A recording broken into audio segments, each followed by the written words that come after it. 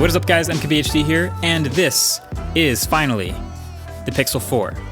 The most leaked phone in history probably is finally revealed, and I feel personally attacked. So the title of this video is Google and Gaps. So the Pixel 4, we already kind of knew almost everything about it, but now that it's actually out, it's been on stage and the details have all sort of been filled in, it's kind of what we expected. It's a very Google phone, Android 10 and the Google Assistant and some new features and all that. But also, there's some head-scratching gaps, some things missing with this phone.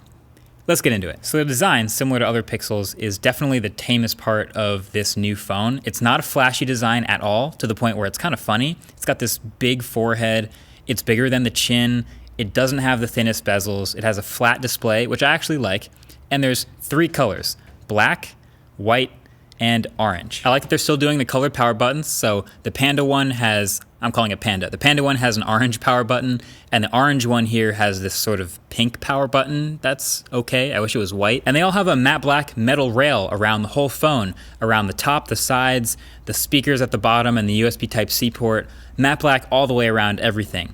And it's a nice weight of the whole phone, and I really like the soft touch matte finish on the backs. Seems like 2019 has really become the year of matte black finishes, except for the fact that the black phone is the only one that's not matte finish. So this orange one is matte on the back, the white one matte on the back, and the all black phone, which could have been matte black everything, is glossy for some reason. So I don't know, I feel slighted. But you can see what I mean. It's a pretty simple design, flat display instead of curved over the edges, a solid pair of speakers with the second one being up in the earpiece at the top. And on the back, you of course have your camera square bump, the infamous design trend of 2019, but it isn't triple cameras up here. It's dual cameras, a flash, and laser autofocus. So it's one standard camera and one telephoto, a 2x telephoto. So they didn't include an ultra-wide camera on the Pixel 4. And I don't know, I was kind of waiting. This is something we've been waiting for a long time, to see finally multiple cameras in a Pixel. They've always done the best they could with software with one camera, but the one thing you can't fake with software is an ultra-wide. So now that every other phone in this class has an ultra-wide, I was pumped to see it. I was excited to see what they could do with an ultra-wide camera on the Pixel, and then they didn't do it. That's a bummer. I feel like it's actually a bigger deal that they didn't include it than if they had just put it in. Anyway, so you have a standard camera and the 2x telephoto, and this will be better for some things like portrait mode, which now only works with the telephoto. You can't take wide portrait photos anymore. And the rest of everything else with the normal camera should still be fine. I mean, this is one of those things I got to test, of course, for the full review to see if it's actually better than the legendary Pixel 3, or if there are instances where maybe just night mode is better, or if astrophotography or those things they showed on stage with the stars and the moon at night look better. But so far from what I've seen, it looks to be another great smartphone camera. You can follow me on Twitter if you want to see the sample photos I post, and of course that'll make its way into the full review, but yeah, so far so good. So while wide angle can be fun, we think telephoto is more important.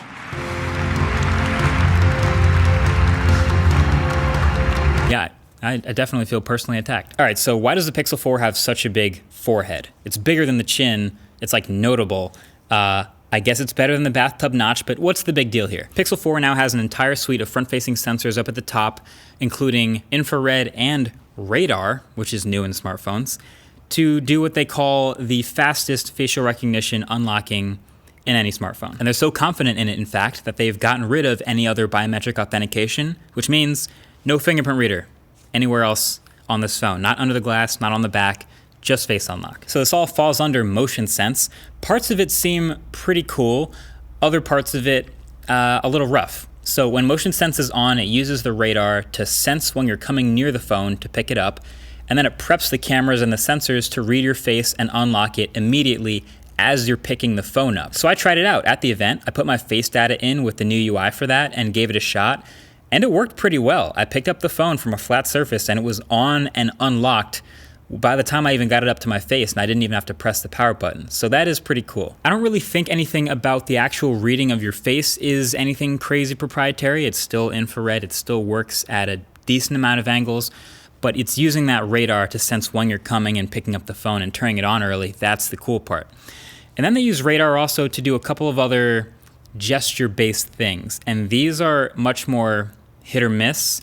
I actually like the one where you have a timer or an alarm clock going off, and when it starts beeping, as you reach for the phone, the radar sees your hand coming and quiets down the alarm. And that's pretty cool. Then you can swipe it away and it silences it. Now, I got the alarm quieting down as I reach for the phone to work every single time flawlessly, but the whole swipe away thing, that didn't always work for me every time. And this was a theme in general with the whole swiping thing. It's hard to get it right, which, you know, could be rough in the morning if you're trying not to hit things on your desk as you swipe your nightstand over and over. But it's also supposed to work for accepting or denying a call and moving forward or backward in media. And this was way harder to get it to work than it should be. When you're in a place where swiping over the phone is supported, you see this glowing happening at the top in the notification bar. And you can see it move to the left or right when it works and it recognizes your hand movement.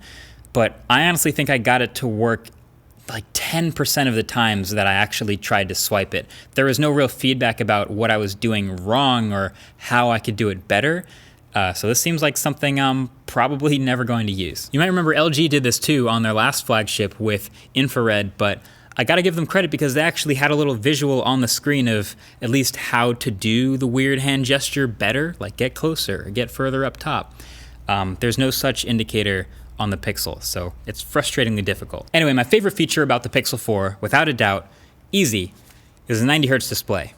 Love that. My first impression is it looks great, it's nice and smooth, as you'd expect from a high refresh rate display, and it's a high resolution too. It's 3200 by 1800. So my first impressions of this OLED are it's pretty color accurate, sharp, but not very bright. I definitely struggled outdoors to get bright enough, but that's gonna be its weakness. We'll learn more about this as I use the phone more for the review. And then the rest of the specs, Snapdragon 855, not 855 Plus.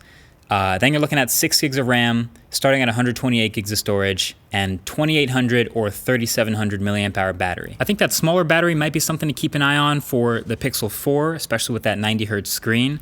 But the bigger one, which I'm testing, the XL, 3700 milliamp hours, seems fine. We'll find out as I test the phone, but yeah, that's something to keep an eye on. And then it's Android 10. So mostly what we've seen in Android 10 is the same as previous betas on other phones. There's the new Face Unlock UI, like I mentioned, along with some camera app improvements, an improvement to Google Assistant that speeds it up even more and lets you use it hands-free more often. And there's also now a pretty sweet built-in voice memo app that's actually impressive. It now transcribes everything you say in real time on the device and records it all in text as well. So you can see it marking down all your words as you speak, and then you can go back into search and use the text to search for each word you say, and it'll show where in the voice memo you said that word. So that's pretty impressive. If I was a big voice memos guy, I'd be super into that. So look, a lot of this stuff, it's better. It's not drastically impressive, like nothing really wowed me. And maybe that's because everything leaked, like we saw everything that was gonna be coming, so it's impossible to get surprised by the event. But yeah, it felt like there were some serious gaps too. Like, okay, the no matte black version of the phone, okay, I get it. You want to mix it up, have a little glossy, fingerprinty back with the matte black, okay. And then the specs are better and you have extra RAM, but no Snapdragon 855 Plus. It's kind of sort of this weird time of year where phones are starting to come out now with the Snapdragon 855 Plus, and this phone for more money doesn't have it, so it's kind of tough. And then the lack of the ultra wide was really, that's tough. Like I was so looking forward to having, like what could they do with an ultra wide pixel camera? How good could it be? And now we don't have that. And it seems like Google might not even really care super much about that either. There's no 2x button in the camera app. It's just kind of there. I thought it would be mandatory if you adopt this whole square thing, like you have to have triple cameras. We'll see, I don't know. For $799, I think the Pixel 4, that smaller one, that's gonna be a tough sell because that's $100 more than the iPhone 11. And well, that's just a regular Pixel 4. But for the XL, that starts at $899. I think that'll be more compelling, interesting buy, and that's the one I'm testing, so that's the one to stay tuned for the full review of. But let me know what else you want to see in the comment section below if you have any concerns, battery life, maybe the cameras, maybe there's video quality, things you definitely want to see in the review. Let me know. But no matter what you do, make sure you subscribe to be the first to see that when it comes out. Techtober rolls on, lots of stuff happening. This has been your first impressions of the Pixel 4. Thanks for watching. Catch you guys in the next one. Peace.